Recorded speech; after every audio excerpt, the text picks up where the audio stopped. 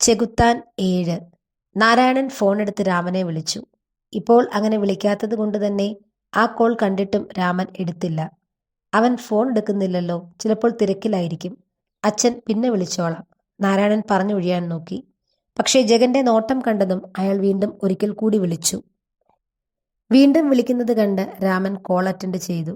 Hello Rama, ഞാനാണ്, നാരായണൻ പറഞ്ഞു തുടങ്ങി. എന്താ ഏട്ടാ? വളരെ ഗൗരവത്തോടെ രാമൻ അന്വേഷിച്ചു. അത് പിന്നെ വേറൊന്നുമല്ല, ലച്ചുമോള് അവളെ ഞങ്ങൾക്ക് തരുമോ എന്ന് ഒന്നുകൂടി ചോദിക്കാൻ വിളിച്ചതാണ്. ഒരു പരുങ്ങലോടെ തന്നെ നാരായണൻ പറഞ്ഞു. ഇല്ല നാരായണ, ഇത് ശരിയാവില്ല. ലച്ചുവിന് അവനെ ഇഷ്ടമല്ല, എനിക്കും. ലച്ചുവിന് അവനെ ഇഷ്ടമല്ല എന്ന് മാത്രമല്ല, പേടിയാണ് എൻ്റെ കുഞ്ഞിനവനെ. നിങ്ങൾ ഇവിടെ നിന്ന് പോയതിനു ശേഷം 1-2 രാത്രികളിൽ അവനെ സ്വപ്നം കണ്ട് എൻ്റെ കുഞ്ഞ് പേടിച്ച് നിലവിളിച്ചിട്ടുണ്ട്. അതുകൊണ്ട് നീയായി തന്നെ മകനെ പറഞ്ഞ് മനസ്സിലാക്കണം. ഇനി ഇങ്ങനെ ഒരു കാര്യം നമ്മുടെ സംസാരത്തിനിടയിൽ വരരുത്. ശരി, വെക്കട്ടെ, പറഞ്ഞുകൊണ്ട് രാമൻ ഫോൺ കട്ട് ചെയ്തു. ഫോൺ സ്പീക്കറിലിട്ടാണ് നാരായണൻ സംസാരിച്ചത്. അതുകൊണ്ട് തന്നെ അവർ പറഞ്ഞതെല്ലാം ജഗൻ കേട്ടു. അപ്പോൾ അയാൾ ഒരു നടയ്ക്ക് ഈ ബന്ധത്തിന് സമ്മതിക്കില്ല അല്ലേ? അവൾക്കും എന്നെ ഇഷ്ടമല്ല, പേടിയാണല്ലേ? അത് നല്ലതാണ്. ഭാര്യയ്ക്ക് ഭർത്താവിനെ പേടി നല്ലതാണ്. അവൻ വല്ലാത്തൊരു ഭാവത്തോടെ പറഞ്ഞു. അവന്റെ മുഖത്ത് വിടർന്ന ക്രൂരമായ ഭാവം കണ്ടപ്പോൾ നാരായണന് പേടി തോന്നി. മോനെ, വേണ്ടടാ. അവർക്കിഷ്ടമില്ലാതെ ഈ കല്യാണം നടത്തിയാൽ സന്തോഷത്തോടെ ജീവിക്കാൻ നിങ്ങൾക്ക് കഴിയില്ല. നാരായണൻ ജഗനെ പറഞ്ഞ് പിന്തിരിപ്പിക്കാൻ ശ്രമിച്ചു. അത് സാരമില്ല, കെട്ടിക്കഴിഞ്ഞ് കൂടെ ജീവിക്കുമ്പോൾ സന്തോഷം താനെ വന്നുകൊള്ളും. ഇല്ലെങ്കിൽ അത് വരുത്താനൊക്കെ എനിക്കറിയാം. അവൻ വല്ലാത്തൊരു ഭാവത്തോടെ പറഞ്ഞുകൊണ്ട് അവിടെ നിന്ന് എഴുന്നേറ്റു. രാമനെക്കുറിച്ച് അന്വേഷിക്കാനായി അവൻ കൂടുതൽ ആളുകളെ ഏർപ്പാടാക്കി. ഏതാണ്ട് ഉച്ചയോടുകൂടി അതിലൊരാൾ ജഗനെ വിളിച്ചു.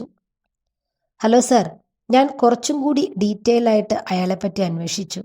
അയാൾക്ക് അയാളുടെ ഭാര്യയെ പോലെ ഹൃദയത്തിനെന്തോ തകരാറുണ്ട്. വീട്ടിൽ ആരും അറിയാതെ അയാൾ ചികിത്സിക്കുന്നുണ്ട്.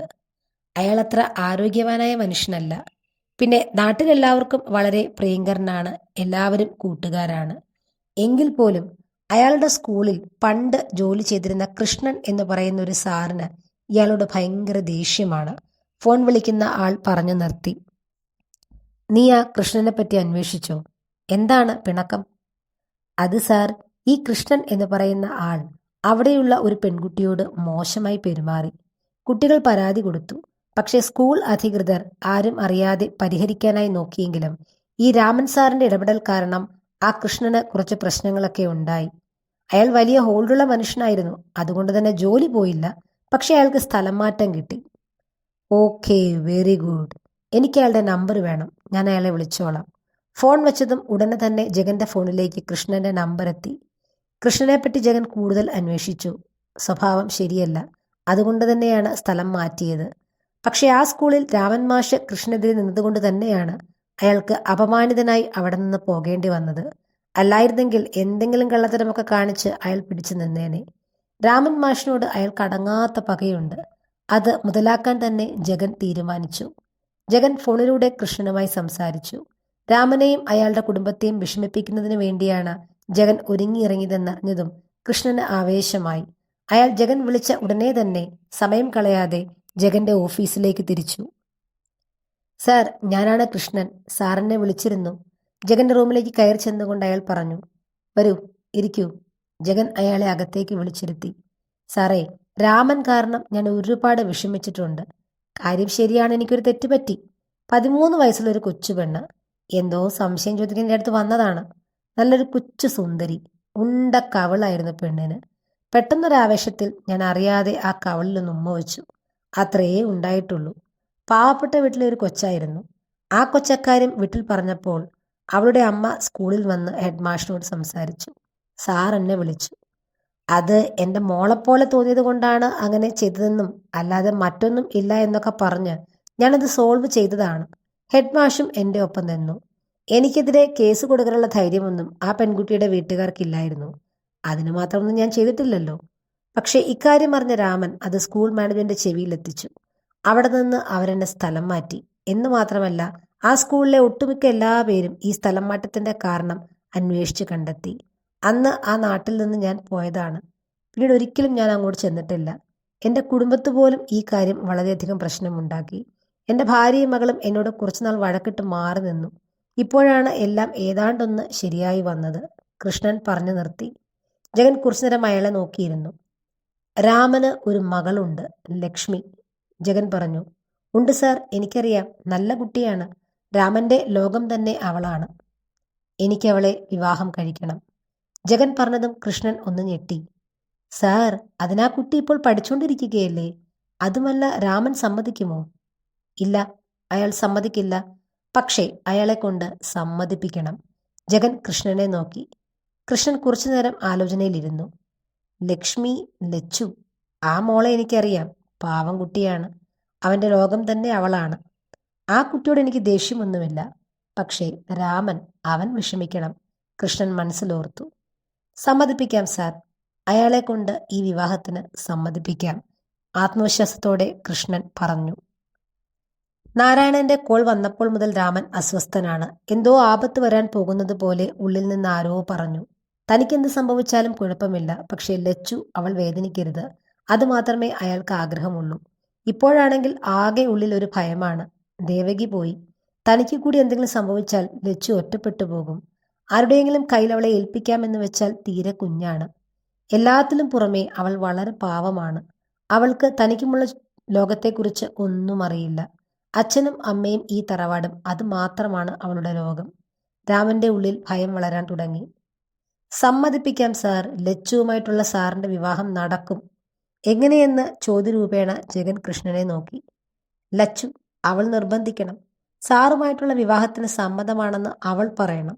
അവൾ തന്നെ രാമനെ കൊണ്ട് സമ്മതിപ്പിക്കണം, കൃഷ്ണൻ പറഞ്ഞു. എന്നാൽ അത് കേട്ട് ജഗന്റെ മുഖത്തൊരു പുച്ഛം നിറഞ്ഞു. അവൾക്കെന്നെ കാണുന്നതേ പേടിയാണ്. ആകെ 2 തവണയേ ഞാൻ അവളെ കണ്ടിട്ടുള്ളൂ. എന്നിട്ട് പോലും എന്നെ സ്വപ്നം കണ്ടവൾ ഭയന്ന് കരയുന്നു എന്നാണ് അവളുടെ തന്തപ്പടി പറയുന്നത്. അവളാണോ എന്നെ വിവാഹം കഴിക്കാൻ സമ്മതിക്കുന്നത്? അവളുടെ അച്ഛനെ കൊണ്ട് സമ്മതിപ്പിക്കുന്നത്? ജഗൻ കൃഷ്ണനോട് ചോദിച്ചു. രാമൻ വലിയ അഭിമാനിയാണ് സാറേ. നാട്ടുകാർക്കിടയിൽ അദ്ദേഹത്തിന് നല്ല മതിപ്പാണ്. ഒരു കള്ളത്തരവും ചെയ്യാത്ത, ഒരു സ്വഭാവദോഷവും ഇല്ലാത്ത നല്ല വ്യക്തിത്വം. അതിന് മങ്ങലേൽക്കണം. തൻ്റെ അച്ഛൻ ചതിക്കപ്പെട്ടു. തൻ്റെ അച്ഛനെ രക്ഷിക്കാൻ തനിക്ക് മാത്രമേ കഴിയൂ എന്ന നിലയിലേക്ക് അവളെ കൊണ്ടെത്തിക്കണം. അങ്ങനെ വന്നാൽ ആ പാവം പെണ്ണ് ഒന്നും ആലോചിക്കാതെ സാറിൻ്റെ മുന്നിൽ മുട്ടുകുണിക്കും. കൃഷ്ണൻ പറഞ്ഞത് കേട്ട് ജഗന്റെ മുഖത്ത് ഒരു ചിരി നിറഞ്ഞു. ദിവസങ്ങൾ കടന്നുപോയി.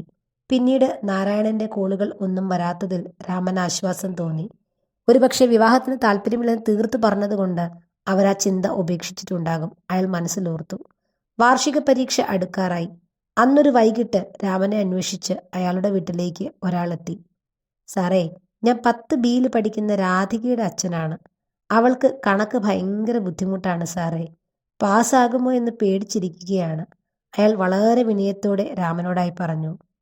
10 ബിയിൽ പക്ഷേ കണക്ക് പഠിപ്പിക്കുന്നത് ഞാനല്ല, ഗ്രേസ് ടീച്ചറാണ്. നിങ്ങൾ സ്കൂളിൽ വന്ന് ടീച്ചറെ ഒന്ന് കണ്ട് സംസാരിക്കൂ. ടീച്ചർ അവളെ സഹായിക്കും, രാമൻ മറുപടി പറഞ്ഞു. അയ്യോ സാറേ, അങ്ങനെ പറയരുത്. എൻ്റെ മോൾക്ക് ആ ടീച്ചർ പഠിപ്പിക്കുന്നതൊന്നും മനസ്സിലാകുന്നില്ല. പിന്നെ ട്യൂഷൻ വിടാനായിട്ടുള്ള സാമ്പത്തികമൊന്നും എനിക്കില്ല. സാർ ഒന്ന് മനസ്സ് വിചാരിച്ച് കുറച്ച് ദിവസം അവൾക്ക് പ്രധാനപ്പെട്ട ഭാഗങ്ങൾ മാത്രം ഒന്ന് പറഞ്ഞു കൊടുത്താൽ മതി. ജയിക്കാൻ വേണ്ടി മാത്രം. അയാൾ വീണ്ടും താണപേക്ഷിച്ചു. ശരി, അങ്ങനെയാണെങ്കിൽ ഞാൻ ടീച്ചറിനോട് സംസാരിക്കാം. മോൾ ഇനി മുതൽ കുറച്ച് ദിവസത്തേക്ക് എൻ്റെ ക്ലാസ്സിൽ വന്നിരുന്നോട്ടെ, കൃഷ്ണൻ പറഞ്ഞു. അയ്യോ സാർ, അവൾക്ക് അങ്ങനെ എല്ലാവരുടെയും ഒപ്പം ഇരുന്ന് പഠിക്കാനുള്ള ബുദ്ധിയൊന്നുമില്ല. സാർ ഒന്ന് പ്രത്യേകമായിട്ട് കുറച്ച് ദിവസത്തേക്ക് മാത്രം ഒന്ന് പറഞ്ഞു കൊടുത്താൽ മതി. ഒരു പെൺകുട്ടിയല്ലേ സാർ? 10എങ്കിലും പാസ്സായില്ലെങ്കിൽ അവളുടെ ഭാവി എന്താകും? സാറിൻ്റെ മോളെപ്പോലെ തന്നെ കണ്ടാൽ മതി. ആദ്യമൊന്നും രാമൻ കൂട്ടാക്കിയില്ലെങ്കിലും അയാളുടെ നിർബന്ധം സഹിക്കാതെ വന്നപ്പോൾ സ്കൂൾ വിട്ടതിന് ശേഷം എല്ലാ ദിവസവും 1 മണിക്കൂർ ആ കുട്ടിക്ക് പ്രത്യേകമായി കണക്ക് പറഞ്ഞു കൊടുക്കാമെന്ന് രാമൻ സമ്മതിച്ചു. രാമൻ സമ്മതിച്ചതും അയാളുടെ മുഖത്ത് ചിരി വിടർന്നു. താൻ ഉദ്ദേശിച്ചു വന്ന കാര്യം നടന്നതിൻ്റെ സന്തോഷം. ഫെബ്രുവരി മാസമാണ്. മാർച്ച് മുതൽ പരീക്ഷ തുടങ്ങും. സ്റ്റഡി ലീവിൻ്റെ സമയമായതുകൊണ്ട് തന്നെ വളരെ കുറച്ച് കുട്ടികൾ മാത്രമേ ക്ലാസ്സിൽ വരാറുള്ളൂ. രാമൻ സ്കൂൾ വിട്ടതിന് ശേഷം 4 മണി മുതൽ ഏതാണ്ട് 5 മണി വരെ രാധികയെ സ്കൂളിൽ തന്നെ ഇരുത്തി പഠിപ്പിക്കാൻ തുടങ്ങി. സ്റ്റാഫ് റൂമിൽ വെച്ച് തന്നെയാണ് അവളെ പഠിപ്പിക്കുന്നത്. മിക്കവാറും ആ സമയത്ത് അവിടെ മറ്റേതെങ്കിലും അധ്യാപകരും ഉണ്ടാകും. അന്നും പതിവ് പോലെ രാമൻ അവളെ പഠിപ്പിക്കുവാൻ തുടങ്ങി. തനിക്ക് ചുറ്റും തൻ്റെ ശത്രുക്കൾ വിരിച്ച വലയിൽ താൻ അകപ്പെട്ടു എന്നറിയാതെ. തുടരും.